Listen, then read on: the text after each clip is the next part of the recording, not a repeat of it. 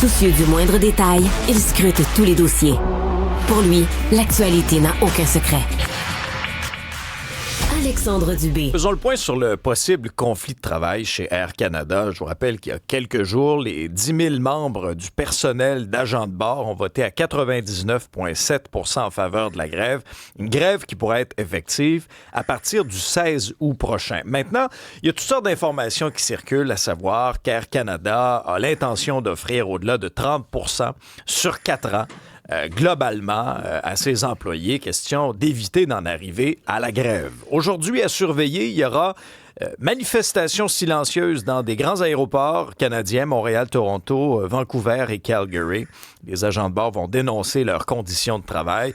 Mehran Ebrahimi est directeur de l'Observatoire international de l'aéronautique et de l'aviation civile. Bonjour, M. Ebrahimi. Oui, bonjour. Bon, alors, quel est votre regard sur cette activité de mobilisation aujourd'hui, là?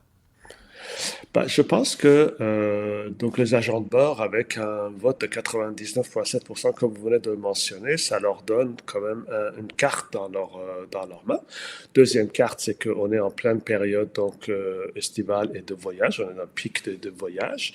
Donc deux éléments qui, j'allais dire, qui ne modifient pas les rapports de force, mais enfin qui leur donnent quand même des éléments importants. Et aujourd'hui, ils arrivent avec des manifestations sur les 4 aéroports, donc Montréal, Toronto, Vancouver et Calgary, pour essayer de sensibiliser les gens. Donc, je pense que c'est un moyen de pression qui s'intensifie.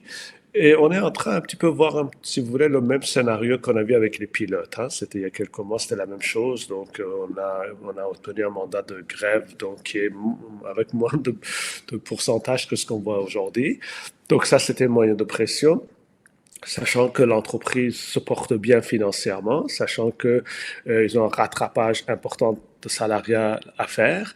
Et donc, ils savent que Air Canada est dans un processus d'augmentation de salaire. Je pense que là, on négocie sur le volume global de l'enveloppe budgétaire globale, finalement. Ouais. Est-ce que vous vous attendez à ce qu'il y ait grève le 16 août prochain ou on va réussir à s'entendre d'ici là? Écoutez, j'espère que je ne prends pas mes désirs pour la réalité, mais je ne pense pas qu'il y ait de la grève, qu'il y aurait une grève. Parce Pourquoi? que, encore une fois, c'est dans l'intérêt de personne, ni les agents de bord, parce que les agents de bord, s'ils vont en grève, la période estivale va se terminer, donc bon, la pression diminue sur la compagnie. La compagnie Air Canada, là, ça va être ça va les toucher de façon importante. Air Canada, ce n'est plus comme il y a une quinzaine d'années où à chaque fois qu'il y avait tout de suite, on allait chercher une loi spéciale et puis on est dans une logique de confrontation tout de suite. Là, on est vraiment dans une logique de négociation, même si la conciliation n'a pas donné de résultats. Je pense qu'ils veulent régler le problème.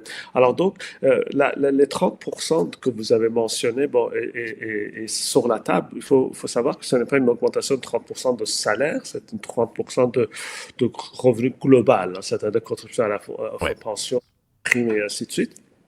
Donc, mais je pense que les positions peuvent se rapprocher vu l'enjeu pour les deux parties. Et je pense un peu comme c'était le cas avec les pilotes, si vous vous souvenez, c'est vraiment dans les dernières heures que l'entente a eu lieu. Je pense qu'on va vers un scénario comme ça parce que 10 000 personnes qui vont en grève, ça va paralyser la compagnie. C'est très mauvais pour l'image, c'est une mauvaise période. Donc, je pense que tout le monde va faire le maximum pour arriver à une entente. Est-ce que les enjeux des agents de bord sont légitimes, M. Ebrahimi? Parce que, bon, la dernière convention collective sur 10 ans, alors là, ça ne suivait pas à moitié l'inflation. Le fait de ne pas être payé pour tout le travail qui est effectué avant que l'appareil décolle, je suis convaincu qu'on a été plusieurs à apprendre un peu que ça faisait partie de la réalité des agents de bord.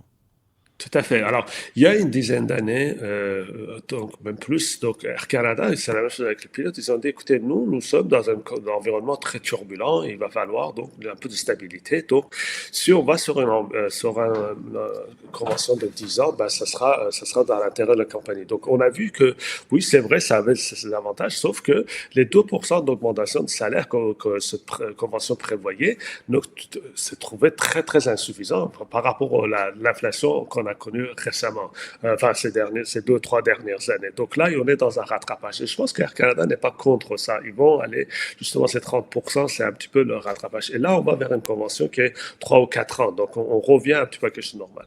Ceci étant dit, là, on a vraiment sur quelque chose qui est, par exemple, notamment les heures non travaillées. Vous savez que les agents de bord sont payés une fois que les portes de l'avion sont fermées. Mais ça, c'est une pratique très, très courante. Hein. C'est pas juste Air Canada. Pratiquement Air Transat, c'est la même chose. En Amérique du Nord, c'est pas mal cette pratique-là. Et donc là, je pense, les agents de bord veulent modifier ça pour que d'abord les horaires non payés, les heures travaillées soient payées. Sauf que Air Canada n'est pas contre ça. Air Canada dit, ben, je suis ouvert à ouvrir ça, cette règle-là, mais ça ne doit pas venir dépasser mon enveloppe budgétaire. Il dit, moi, voilà mon enveloppe budgétaire, voilà ce que je mets sur la table. À l'intérieur de ça, dans l'aménagement de ça, on peut négocier. Alors, donc, c'est là où on est vraiment, donc, les agents veulent élargir un peu, gonfler cette espèce d'enveloppe-là, ce qui est légitime. Et de l'autre côté, bon, essayer de voir, bon, comme vous voulez, on va le faire. Comme Delta le fait récemment. D'ailleurs, Delta, ils ont sorti de ce régime-là. Et donc, on en est vraiment là aujourd'hui. Mehran Ebrahimi, directeur de l'Observatoire international de l'aéronautique et de l'aviation civile. Merci beaucoup. C'est toujours un plaisir. Je vous souhaite une bonne journée.